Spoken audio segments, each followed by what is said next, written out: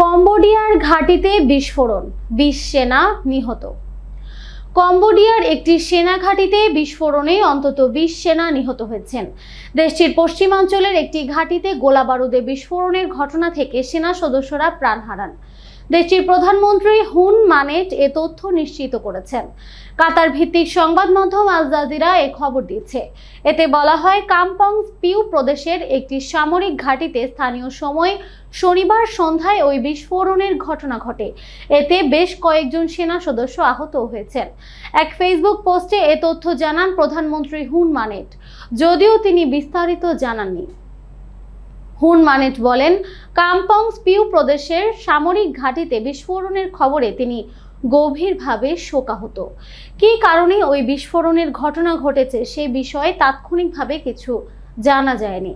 এ বিষয়ে প্রধানমন্ত্রী হুন মানেটের পক্ষ থেকেও কিছু জানানো হয়নি। প্রধানমন্ত্রী হতাহত সৈন্যদের পরিবারের প্রতি সমবেদনা জানিয়েছেন।